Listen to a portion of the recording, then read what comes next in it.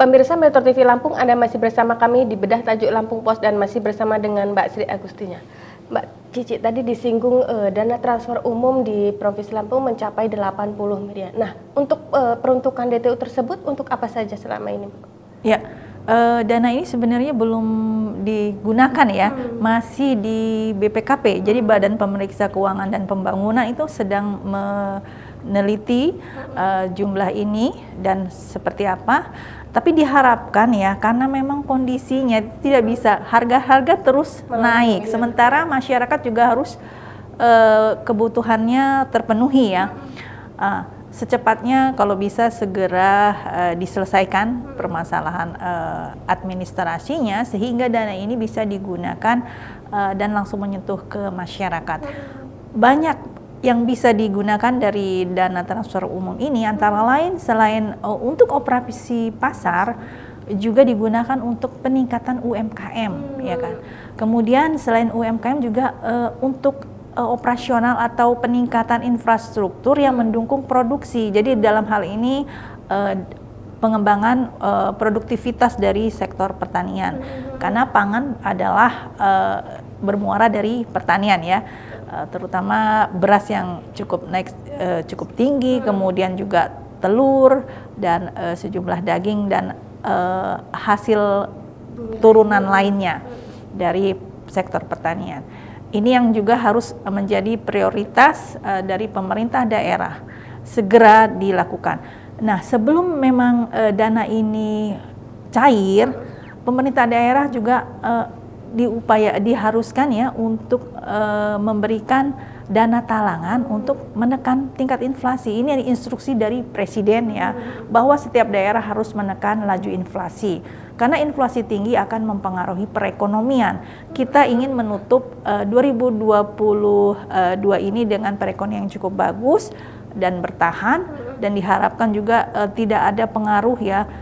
Perekonomian global memang sedang berpengaruh ini, sedang mengalami krisis. Mudah-mudahan Indonesia bahkan di Lampung kita mampu bertahan dari ancaman krisis tersebut.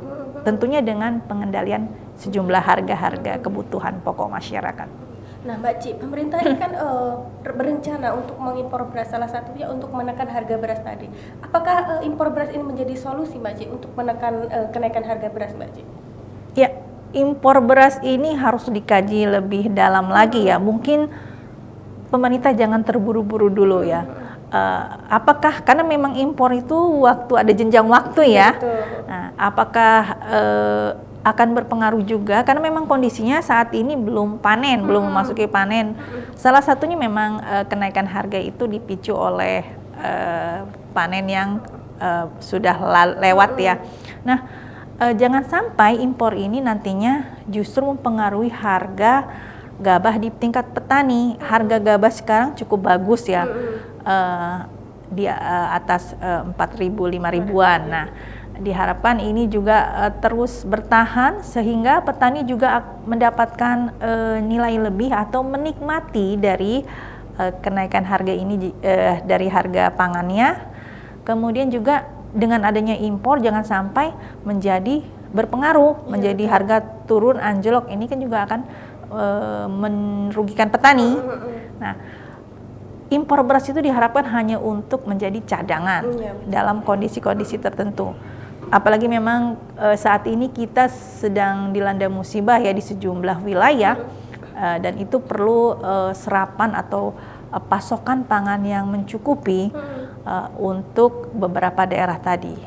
Jadi memang impor itu menjadi solusi terakhir ya, di mana selain tentu saja meningkatkan produktivitas pertanian menjadi sangat penting juga. Teknologi kita semakin terbuka dan kita juga sebagai daerah yang kaya dengan pertanian, apalagi kita mendapatkan penghargaan ya di bidang pertanian. Lampung itu ada beberapa kali mendapatkan penghargaan di bidang pertanian dalam produksi pangan, padi terutama. Nah, ini yang harus dipertahankan, bahkan ke depan kalau bisa ditingkatkan lagi, dan ini bisa tidak hanya mencukupi untuk kebutuhan masyarakat Lampung tapi juga daerah-daerah sekitarnya. Nah, jika dikatakan tadi impor menjadi alternatif terakhir, berarti ada sebaiknya pemerintah lebih, terutama Bulog, untuk lebih memaksimalkan penyerapan gabah petani seperti itu ya, Mbak? Betul. Serapan gabah petani harus lebih ditingkatkan ya. Petani mungkin sekarang lebih pintar ya.